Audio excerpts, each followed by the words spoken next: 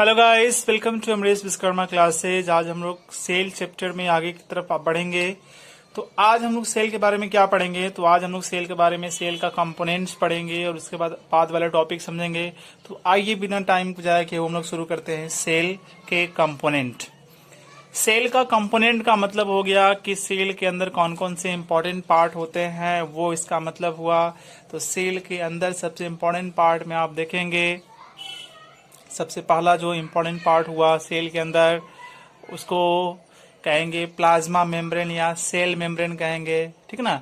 Cell के अंदर पहला इम्पोर्टेंट पार्ट प्लाज्मा मेम्ब्रेन या सेल मेम्ब्रेन, दूसरा हो गया इसमें न्यूक्लियस और थर्ड हो गया साइटोप्लाज्म। अब प्लाज्मा मेम्ब्रेन क्या है, सेल मेम्ब्रेन क्या है, दोनों एक ही नाम है। प्लाज्मा मेम्ब्रेन कहिए, सेल मेम्ब्रेन कहिए या प्लाज्मा लेमा कहिए, ऑल आर सेम। अब ये क्या होता है कि कोई सेल है, ये सेल है, सेल के बाहर का जो बाउंड्री होता है ना, ये बाहर का बाउंड्री, ये बाहर का बाउंड्री जो होता है, इसी बाहर के बाउंड्री को बोलते हैं प्लाज्मा मेम्ब्रेन या सेल मेम्ब्रेन। अगर ये एनिमल सेल है तो सबसे बाहर की जो बाउंड्री होगी उसको बोलेंगे प्लाज्मा मेम्ब्रेन, सेल मेम्ब्रेन। अगर ये प्लांट सेल है, देखिए प्लांट सेल यहाँ है, ठीक है। अगर ये प्लांट सेल है तो प्लांट सेल में सबसे बाहर वाला मेम्ब्रेन होता है, उसको सेल वॉल बोलते हैं। उसके जस्ट बाद वाला जो मेम्ब्रेन होता है ना, बाउंड्री होती है दूसरी, सेल वॉल के बाद वाली जो दूसरी मेम्ब्रेन होती है, बाउंड्री होती है, उसको बोलते हैं प्लाज्मा मेम्ब्रेन या सेल मेम्ब्रेन या प्लाज्मा लेमा। तो याद रखना है कि अगर एनिमल सेल है तो सबसे बाहर वाला बाउंड्री प्लाज्मा मेम्ब्रेन, अगर प्लांट सेल है तो सबसे बाहर वाला बाउंड्री सेल वॉल और उसके जस्ट पीछे वाला बाउंड्री होगी वो कहलाएगी प्लाज्मा मेम्ब्रेन और सेल मेम्ब्रेन और प्लाज्मा लेमा। अब ये देखिए क्या है, तो जब देखिए ये एनिमल जो है ना, ये आपका एनिमल सेल है, ये बाउंड्री जो आप देख रहे हैं इसको बोलेंगे प्लाज्मा मेम्ब्रेन, और ये इसके इधर का जो ये सराउंडिंग हो गया, और इसके अंदर हो गया सेल के कंटेंट, सेल के अंदर इंटीरियर एनवायरनमेंट, सेल के अंदर का वातावरण। तो ये क्या कर रहा है, ये बाहर जो है सराउंडिंग है और सेल के अंदर का जो एनवायरनमेंट है उसको ये सेपरेट करने का काम कर रहा है। सेल वॉल क्या करता है, सेल वॉल आप ध्यान दीजिए कि ये सेल वॉल है, इसके इधर बाउंड्री है, इसके अंदर क्या है साइटोप्लाज्म, यहाँ जेली जैसा सब्सटेंस होता है, इसके अंदर जेली जैसा लिक्विड जैसा सब्सटेंस होगा, जैम और जेली ब्रेड में लगा के खाते हैं ना, तो उसी तरह से इसके अंदर क्या होता है ना, ये सेल मेम्ब्रेन और इसके अंदर होता है साइटोप्लाज्म। साइटोप्लाज्म क्या है, जेली लाइक सब्सटेंस है जो सेल के अंदर पाया जाता है, ठीक है ना। ये बीच वाला देखिए, इसको न्यूक्लियस कहते हैं, ये न्यूक्लियस है, और न्यूक्लियस क्या होता है, सेल का ब्रेन होता है, सेल का ये ब्रेन है, इसके चारों तरफ जेली जैसा सब्सटेंस होगा जिसको बोलेंगे साइटोप्लाज्म। ये हो गया सेल मेम्ब्रेन, इसके इधर क्या हो गया, सराउंडिंग हो गया, एनवायरनमेंट हो गया। यहाँ तक क्लियर है। अब आइए आगे देखते हैं कि जो साइटोप्लाज्म है, साइटोप्लाज्म नाम किसने दिया, तो साइटोप्लाज्म नाम जो है वो किसने दिया था, नेगेली नामक बायोलॉजिस्ट थे, उन्होंने साइटोप्लाज्म नाम दिया था, ठीक है। तो खैर वो आगे हम लोग साइटोप्लाज्म का अलग एक टॉपिक पढ़ेंगे।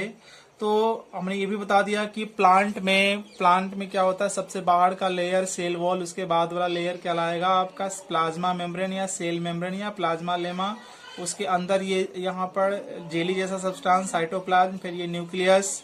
एनिमल सेल अगर एनिमल सेल है तो क्या होगा, एनिमल सेल है तो सबसे बाहर का जो लेयर होगा उसको बोलेंगे ये जो है आपका ये सेल मेम्ब्रेन है या प्लाज्मा मेम्ब्रेन है, इसके अंदर का जो लिक्विड जैसा सब्सटेंस होगा जेली जैसा उसको साइटोप्लाज्म, और ये आपका न्यूक्लियस होगा।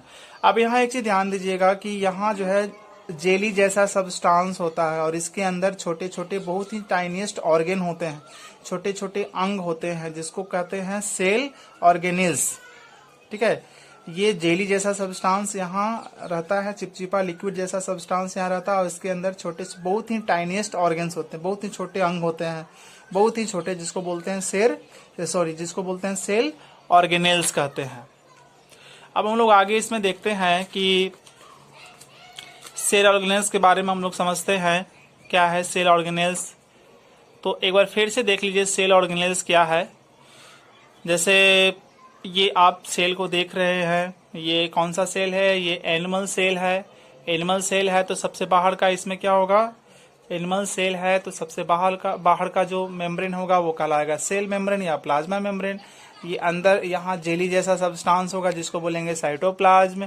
ये उसका ब्रेन यानी कि न्यूक्लियस। अब इस साइटोप्लाज्म में बहुत ही छोटे छोटे जो ना tiny membrane bound living structure, मतलब ऐसे समझिए कि बहुत ही छोटे छोटे जीव होते हैं, टाइनीस्ट ऑर्गेनिज्म होते हैं, है ना, उसको बोलते हैं सेल ऑर्गेनिल्स बोलते हैं। क्या बोलेंगे उसको? सेल ऑर्गेनिल्स कहेंगे, ठीक है ना। अब सेल ऑर्गेनिल्स में जैसे कौन कौन से हो सकते हैं, तो माइटोकॉन्ड्रिया यहाँ हो सकता है, राइबोसोम हो सकता है, लाइसोसोम होगा, गोल्जी अपैरेटस होगा, एंडोप्लाज्मिक रेटिकुलम होगा, है ना, प्लास्टिड होगा, बहुत सारे ऐसे होंगे जो आगे हम लोग 1 बाय 1 करके समझेंगे। फिर यहाँ देखिए कि इसके अंदर जितने भी सेल ऑर्गेनेल्स होते हैं, सभी सेल ऑर्गेनेल्स का अपना अपना काम है, अपना अपना फंक्शन है, ठीक है ना। और वो उतना ही इम्पोर्टेंट है जैसे हमारे अंग इम्पोर्टेंट है हमारे लिए। जैसे हाथ का अलग काम, पैर का अलग काम, आंख का अलग काम, उसलिए सेल में सेल ऑर्गेनेल्स का अलग अलग काम होता है। सेल ऑर्गेनेल्स इस साइटोप्लाज्म में तैरते हुए मिलेंगे आपको।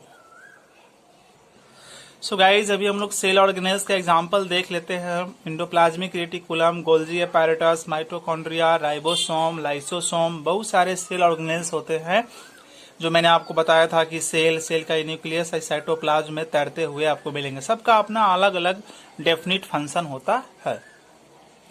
अब साइटोप्लाज्मिक इंक्लूजन्स क्या है उस चीज को जानिए। साइटोप्लाज्मिक इंक्लूजन्स क्या है आइए समझिए।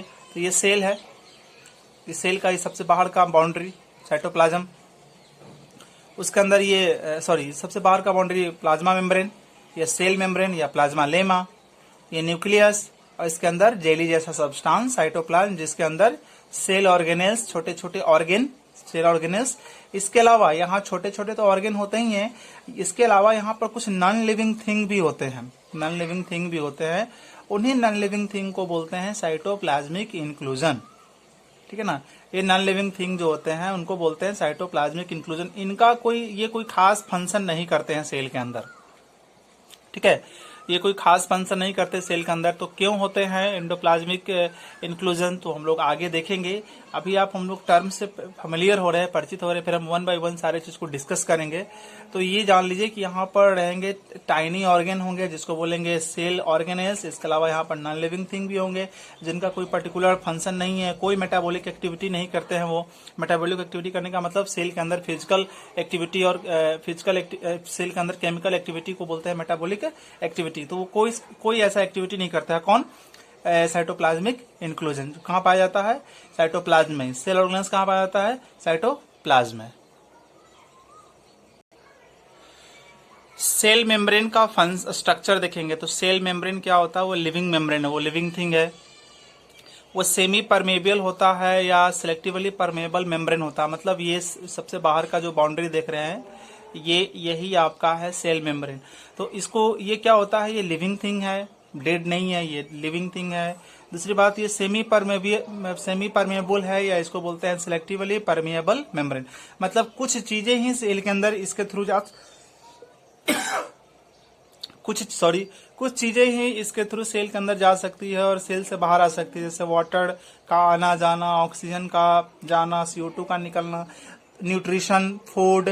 तो सेल के अंदर जो है कुछ चीजें ही, सम थिंग्स की ही एंट्री होगी और एग्जिस्ट होगी, है ना। इसी को बोलते हैं, इसीलिए इस मेम्ब्रेन को बोलते हैं सेमी परमिएबल या सिलेक्टिवली परमिएबल मेम्ब्रेन, SPM बोलते हैं, ठीक है। ये इलास्टिक भी होता है, जैसे रबर इलास्टिक होता है, रबर को आप दबाओ उसका शेप चेंज होगा, छोड़ो तो पहले वाला फॉर्म में आ जाएगा। इलास्टिक डेलिकेट कोमल भी होगा, फ्लेक्सिबल लचीला भी होगा, है ना। और ये किस चीज का बना होता है? लिपिड यानी कि फैट्स और प्रोटीन का बना होता है। कौन? आपका सेल मेम्ब्रेन। अब हम लोग देखेंगे सेल मेम्ब्रेन होता कहां पर है, उस चीज को हम लोग समझने की कोशिश करेंगे। तो सेल मेम्ब्रेन का लोकेशन, ठीक है, सेल मेम्ब्रेन का लोकेशन हम लोग देख लेते हैं। तो सेल मेम्ब्रेन का लोकेशन देखिए, सेल मेम्ब्रेन का लोकेशन, ये सेल का सबसे बाहर कवरिंग होता है ना, सेल का सबसे बाहर होता है। इसके अंदर न्यूक्लियस होते हैं, इसके अंदर साइटोप्लाज्म होते हैं। हाँ, प्लांट में क्या होता है कि सेल मेम्ब्रेन के ऊपर एक और लेयर होता है जिसको बोलते हैं सेल वॉल, जैसे मैंने पहले आपको बता दिया था।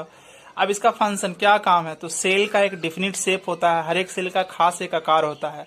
वो किसके कारण होता है, वो सेल का डेफिनिट आकार होता है, वो रीजन वो किसके कारण होता है, वो सेल मेम्ब्रेन के कारण होता है। ठीक है ना। बहुत सारी चीजों को सेल मेम्ब्रेन अंदर नहीं जाने देती है, जो सेल के लिए हार्मफुल होता है उन सारी चीज़ों को सेल मेम्ब्रेन अंदर नहीं जाने देती है, और इस तरह से सेल को इंजरी से, चोट से, जख्म से वो बचाती है मेम्ब्रेन। सेल के अंदर और बाहर चीज़ें जो है ना, और चीज़ें कितनी आएगी कितनी जाएगी, इस चीज़ को कंट्रोल करेगा ये सेल मेम्ब्रेन। और सेल के अंदर का जो इन्वायरमेंट होता है बिल्कुल एक जैसा होता है, कोई कभी भी चेंजिंग, जैसे सेल है ये, तो ये न्यूक्लियस है, ये अंदर का इन्वायरमेंट हो गया, है ना। तो सेल के अंदर का इन्वायरमेंट बिल्कुल एक जैसा होता है ना। इसको बोलते हैं होम्योस्टेसिस, इस प्रोसेस को बोलते हैं होम्योस्टेसिस। इसका मतलब हो गया है कि सेल के अंदर का इन्वायरमेंट क्या होगा, बिल्कुल एक जैसा होगा। सो गाइस, आज की वीडियो में बायोलॉजी में हम लोग इतना ही पढ़ेंगे, तो होप की सारी चीज़ें आपको समझ में आई होगी। अगर कहीं प्रॉब्लम है तो वीडियो को 2 बार 3 बार करके देखें, और अगले वीडियो में हम लोग फिर से इससे आगे बढ़ेंगे। So thank you for watching all of you.